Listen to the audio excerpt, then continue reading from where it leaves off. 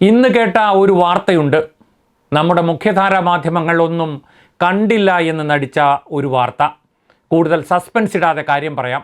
നടനും മുൻ MP-യുമായ സുരേഷ് ഗോപിയുടെ മകളുടെ വിവാഹത്തിന് പ്രധാനമന്ത്രി നരേന്ദ്രമോദി എത്തുന്നതിനാൽ ഗുരുവായൂരിൽ നടക്കാനിരുന്ന 48 വിവാഹങ്ങളുടെ സമയം മാറ്റാൻ നിർദ്ദേശം. ഇതാണ് വാർത്ത. സുരേഷ് ഗോപിയുടെ മകളുടെ വിവാഹം ഗുരുവായൂരിൽ നടത്തുന്നതിനോ അതിൽ നരേന്ദ്രമോദി പങ്കെടുക്കുന്നതിലോ ഒന്നും ഞങ്ങൾക്ക് എതിർപ്പില്ല. എന്നാൽ സുരേഷ് ഗോപി മുഹൂർത്തം നിശ്ചയിച്ച പോലെ മുൻകൂട്ടി തീയതി തീരുമാനിച്ച് മുഹൂർത്തം നിശ്ചയിച്ച് വിവാഹം നടത്താനിരുന്ന 96 കുടുംബങ്ങളില്ലേ? അവർക്കില്ലാത്ത എന്ത് സ്പെഷ്യൽ പ്രിവിലേജാണ് സുരേഷ് ഗോപിക്കുള്ളത്? ആശങ്കയിലായ 48 വധൂവരന്മാരോടും അവരുടെ മാതാപിതാക്കളോടും ബന്ധുക്കളോടും നിങ്ങൾക്ക് എന്താണ് പറയാനുള്ളത്? സ്വന്തം മകളുടെ ജീവിതത്തിലെ പ്രധാന ചടങ്ങിൽ പ്രധാനമന്ത്രിയുടെ സാന്നിധ്യം ആഗ്രഹിക്കുന്ന സുരേഷ് ഗോപിക്ക് താൻ കാരണം നിശ്ചയിച്ച സമയത്ത് വിവാഹം നടക്കാതെ അത് മാറ്റേണ്ടി വന്ന കുടുംബങ്ങളോട് എന്താണ് പറയാനുള്ളത്? മാതാപിതാക്കൾക്കുൾപ്പെടെ പ്രത്യേക പാസ്, പുലർച്ചെ 5 മണിക്കകം താലികെട്ട് നടത്തേണ്ടി വരിക, എന്തെല്ലാം നിബന്ധനകളാണ് അവർ അനുസരിക്കേണ്ടി വരിക? 17 രാവിലെ 6 മുതൽ 9 വരെ നിശ്ചയിച്ച വിവാഹങ്ങൾക്കാണ് മാറ്റം. സുരേഷ് ഗോപിയുടെ മകളുടെ വിവാഹം രാവിലെ 8:45 നടക്കുക.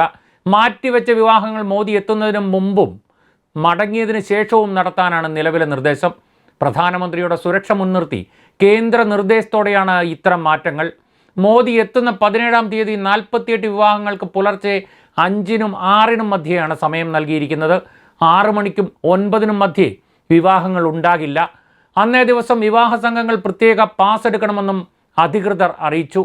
വിവാഹങ്ങൾക്ക് ഏർപ്പെടുത്തിയ നിയന്ത്രണങ്ങൾ പ്രകാരം വിവാഹ സംഘത്തിൽ 20 പേർക്ക് മാത്രമാണ് അനുമതി. ഫോട്ടോയും തിരിച്ചറിയൽ കാർഡിൻ്റെ കോപ്പിയും നൽകി പോലീസ് പാസ് എടുക്കണം. ചോറൂണിനും തുലാഭാരത്തിനും രാവിലെ ഗുരുവായൂർ ക്ഷേത്രത്തിൽ അനുമതിയില്ലെന്നും ഭാരവാഹികൾ അറിയിച്ചു. കേരളത്തിലെ മുഖ്യമന്ത്രി 2 പൈലറ്റ് വാഹനത്തിൻ്റെ അകമ്പടിയിൽ യാത്ര ചെയ്താൽ അത് വിവാദമാക്കുന്ന നമ്മുടെ വലതു മാധ്യമങ്ങളും സെലക്റ്റീവ് നിഷ്പക്ഷരും സോഷ്യൽ മീഡിയ പുലികളുമൊന്നും ഈ വാർത്ത അറിഞ്ഞ മട്ടില്ല. മോദിക്ക് പകരം പിണറായി വിജയനെങ്ങാനും ആയിരുന്നേ എന്തായിരുന്നേനെ സ്ഥിതിയെന്ന് നിങ്ങൾ ഊഹിച്ചു നോക്കുക. ഇനി സംഭവിക്കാൻ പോകുന്നത് കൂടി പറഞ്ഞു നിർത്താം. തൃശ്ശൂരിലെ തെരഞ്ഞെടുപ്പ് മുന്നിൽ കണ്ട് അവിടെ തമ്പടിക്കുന്ന സുരേഷ് ഗോപി തൻ്റെ മകളുടെ വിവാഹം കാരണം സ്വന്തം വിവാഹ സമയം മാറ്റേണ്ടി വന്നവരുടെ കുടുംബത്തെ സന്ദർശിക്കാൻ ഇറങ്ങും. ക്ഷമ പറയും, വിവാഹ സമ്മാനവും നൽകും. ഇപ്പോൾ മൗനത്തിൻ്റെ വാൽമീകത്തിൽ ഒളിച്ചിരിക്കുന്ന വലത് മാധ്യമപ്പട അപ്പോൾ പുറത്തിറങ്ങും. ബൈറ്റെടുപ്പ്, ഉത്സവവും ലൈവ് ടെലികാസ്റ്റുമെല്ലാമായി പൊടിപാറിക്കും.